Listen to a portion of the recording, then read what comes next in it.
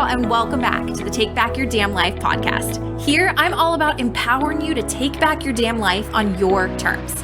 My name is Ellen, and I'm a former scientist turned burnout and stress management coach. I know exactly what it's like to be on a hamster wheel that you can't get off of, to feel like you're living someone else's life, and running a race that's not yours, that you don't even want to be in. This podcast is a place where I share all the things: burnout and stress tips, productivity hacks, self-care resources, and more to empower you, with the sole goal of empowering you to take back your damn life and live it on your terms. So with that, let's get into this episode of the podcast. Hey there, friend, and welcome back to the Take Back Your Damn Life podcast. Ellen here, and I'm so excited to have you back once more. I've got some great content lined up for you over the next couple months. I'm actually doing double recording this morning because I was so inspired by some of the ideas that I had, admittedly, as I was going to sleep last night. So I've got my coffee, I'm caffeinating this morning. That's kind of I guess some of the difficulty sometimes of having a day job and having a side hustle that you're working at the same time is I've got to get this work in early in the morning. So caffeinating right now. Gotta love podcasts though, because I'm literally just got out of the shower, wet hair, in the baggiest sweatshirt in the world, and I'm recording this for you and delivering you this content. So this morning I'm really excited because what we're going to be tackling today is why balance is bullshit. Some of the myths, the misconceptions, and really a new analogy for you for what balance actually is and what balance actually looks like. Because I think one of the big things that leads to burnout, particularly in high achievers, is this misconception that they have to have their life, quote unquote, in balance. And it's bullshit. It's not true. Balance is a myth, especially the way that most of us conventionally think about balance. So I'm going to be presenting you with a new way to think about it, kind of just a little mindset shift for you around thinking about balance. But before I get into that, I want to make a couple announcements. Firstly, if you haven't heard about this already, I have a book club. It's called the Achievers Book Club. It's $15 a month, and I would love to invite you into it. We have been reading some amazing books lately. This month, in the month of June, we are reading the book, The Body Is Not an Apology, which feels particularly apt because so many people in the community had mentioned, not feeling great in their bodies. And, we're heading into summer and there's all sorts of pressure right now to have your body look a certain way. So it felt really appropriate to be reading this book. So we're reading that in the Achievers Book Club right now. Again, $15 a month, and you get a community, you get accountability, and you really get support making reading a habit, which I know so many high achieving women that I talk to, that's a goal of theirs. So I'd love to have you in that. You can head to Coach Ellen. Again, that's ELLYN, coachellen.com/book club, and check out some of the details. Additionally, you could also join the Take Back Your Life Premium membership, which is a $97 a month membership, but you get the book club as well as group coaching, mentorship, monthly themes, quarterly guest speakers. There's a lot of shit in that premium membership. And those are great options to get involved, especially if you find yourself needing some support and some accountability with your burnout, with, making some changes in your life. We actually have some people in the community that are considering some career changes right now. So if that's something that is inspiring to you or that you feel like you need support with, definitely head to coachellen.com/book club for the book club, or coachellen.com/membership for the membership. Or you can always connect with me on Instagram at Coach Ellen and let me know if you've got any questions. But with that, let's head into today's content, all about why balance is bullshit and really addressing some of the myths, the misconceptions, and giving you a new mindset shift and a new analogy really for what balance actually is. So let's dive into it. Firstly, we're just going to come out and say it. It's in the name of this podcast episode. And I love having to do asterisks when I put a swear word into the name of a podcast episode, but balance is bullshit. The way that the majority of us think about balance is complete bullshit. It's completely not sustainable and not realistic for the vast majority of us. How most of us think about balance is kind of, just to paint a picture in your head, kind of like it's some multi-pronged teeter-totter, if you will. So not a teeter-totter that has two ends, but a teeter-totter that has all of these different ends for all of the different facets of our life. That's how a lot of us think about it, is like we've got this multi-pronged teeter-totter where as soon as one part of your life goes out of whack, where you're investing too much time, suddenly your entire teeter-totter is off balance. That's really how a lot of us think about balance, is if one part of our life is out of whack, our whole life is out of whack. And that is not sustainable. It is not a sustainable way to live, and it's not a sustainable way to think about balance, because you really can't achieve that without help. If you have a busy season at work, you might not have as much time to dedicate to your family, or your environment might just not be as clean as it typically is. Or if you have personal commitments or whatever, or you're going through a rough patch at work, maybe your finances will be a little bit out of whack.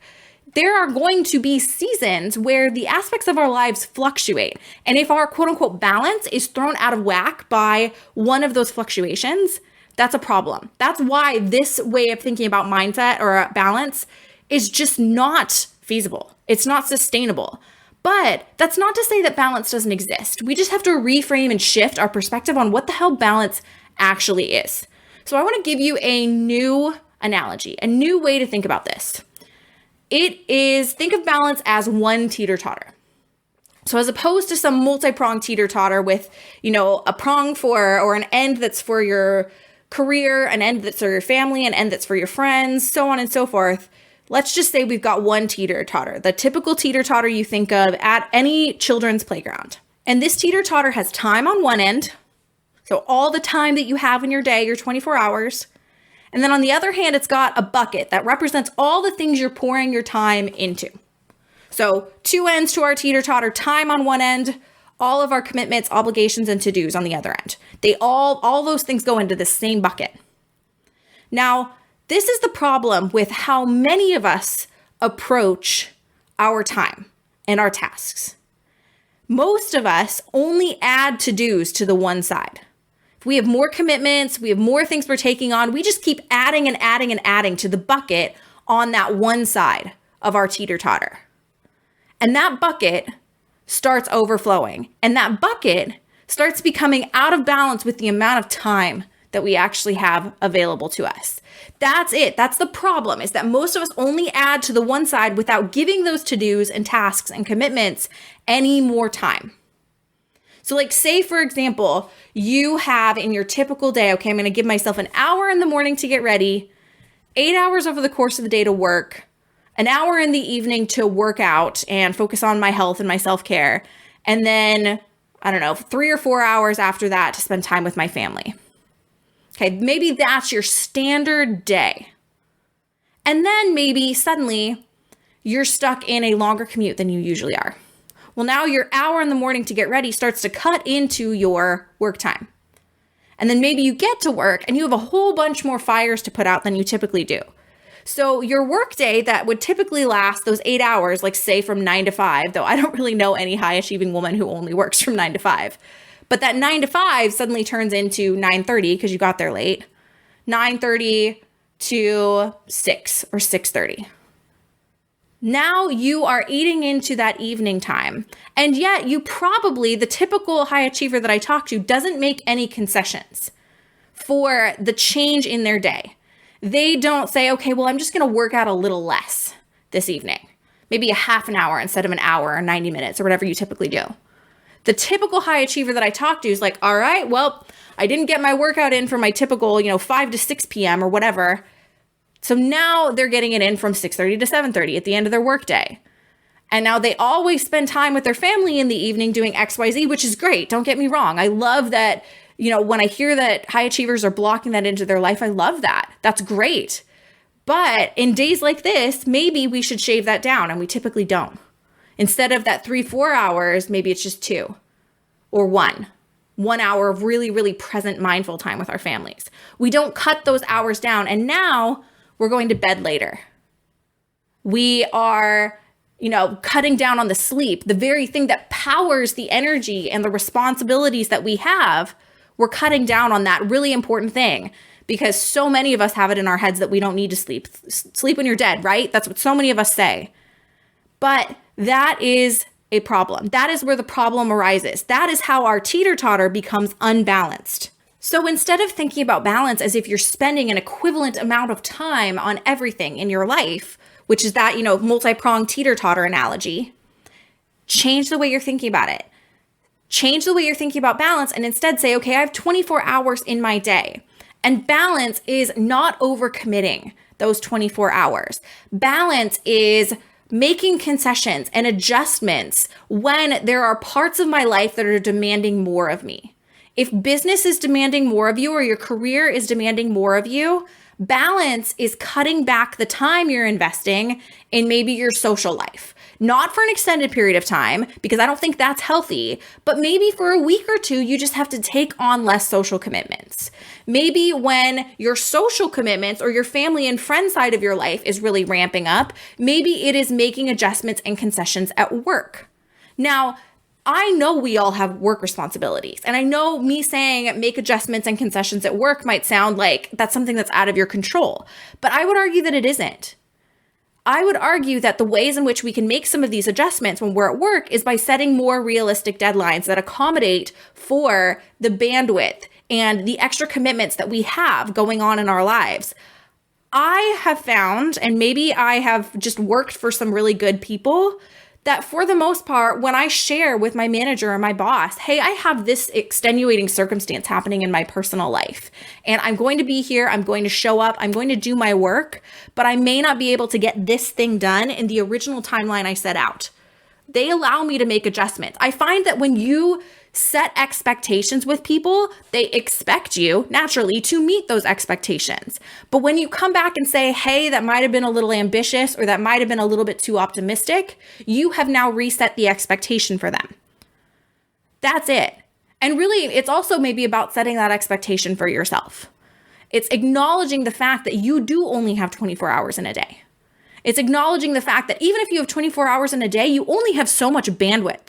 You only have so much energy. Balance is about, whether we think about the other side of the teeter-totter as being our time, maybe for you, it's thinking about it from the perspective of the other side of the teeter-totter is your bandwidth or your energy or your focus.